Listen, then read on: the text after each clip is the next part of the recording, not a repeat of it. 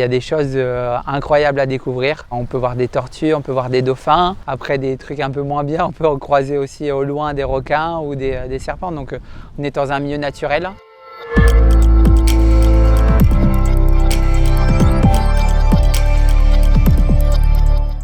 Bonjour, je me présente, je m'appelle Marc-Antoine Olivier, j'ai 29 ans et je fais partie de l'agence Sport Model.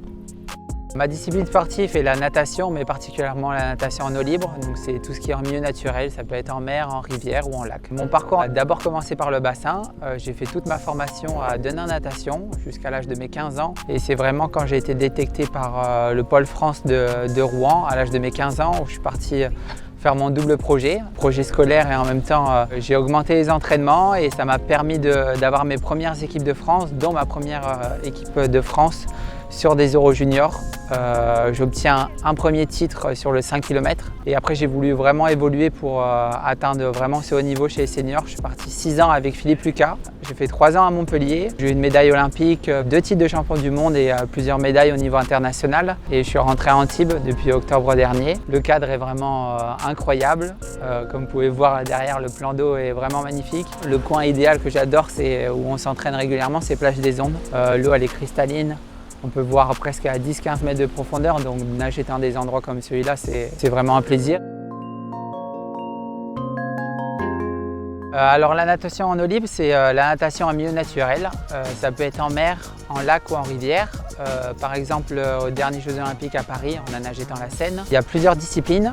Il y a le 5 km, le 10 km, le relais, 4 x 1500, donc avec 2 filles et 2 garçons. Et maintenant le knockout, c'est une nouvelle épreuve qui est beaucoup plus attractive pour le public parce que c'est un enchaînement de 1500, 1000 et 500 avec élimination à chaque tour. Donc c'est vraiment très attractif et avec beaucoup de stratégie. C'est un peu comme au Tour de France, il y a les effets d'aspiration, il y a les effets techniques. Il peut y avoir des échappées, il peut y avoir des retardataires, mais on peut rattraper autour de la course, voir si le ponton se met en place pour pouvoir rattraper. Donc il y a tout cet aspect stratégique.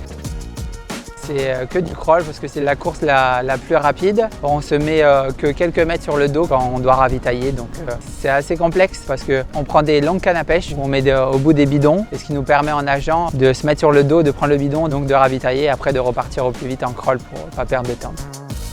La mer est très calme, mais vous pouvez revenir en 2 jours et qu'il y ait des creux de 1 ou 2 mètres. Donc voilà, faire face aux éléments, faire face à la nature aussi, parce que y a des choses incroyables à découvrir. On peut voir des tortues, on peut voir des dauphins. Après, des trucs un peu moins bien, on peut croiser aussi au loin des requins ou des serpents. Donc on est dans un milieu naturel. C'est ce qui permet aussi d'arriver chaque année peut-être sur le même endroit, mais découvrir à chaque fois des aspects complètement différents. Et c'est ça aussi qui fait la beauté de l'eau libre, c'est qu'on est face aux éléments et qu'il faut s'adapter.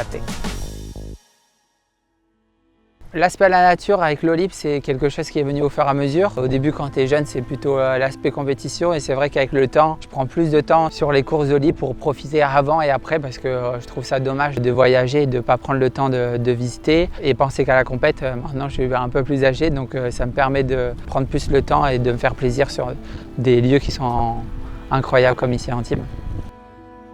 La médiatisation de l'eau libre, il faut savoir que déjà l'eau libre est arrivée tard aux Jeux Olympiques. Elle est arrivée en 2008. C'est ce qui a quand même fait la médiatisation des sports entre guillemets non professionnels. Tous les 4 ans, les Jeux Olympiques ils font souvent un gros éclairage sur notre discipline. Après, il y a le championnat du monde, le championnat d'Europe, mais c'est quand même un cran en dessous. C'est une discipline qui fait repousser les limites. C'est quand même du marathon. 10 km, il faut savoir que c'est 2 heures de course. Quand on voit comment ça prend le trail ou l'Ironman, je me dis qu'il va falloir un peu prendre des idées d'organisation comme à l'Ironman ou en trail et essayer de le mettre en place en eau libre pour que ça prenne une effervescence et que ça soit de plus en plus connu.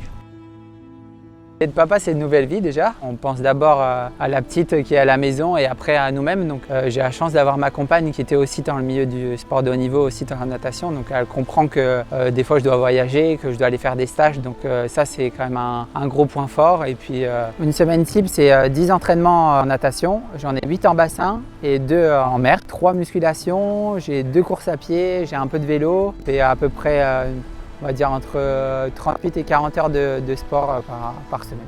En France, on est plutôt d'avis quand on a fait un gros résultat d'arrêter. Moi, je suis plus dans l'optique d'essayer de marquer au maximum ma discipline, de faire le maximum de médailles au niveau international et puis après de retransmettre aux jeunes et qu'eux, à leur tour aussi, partagent cette expérience dans les générations futures.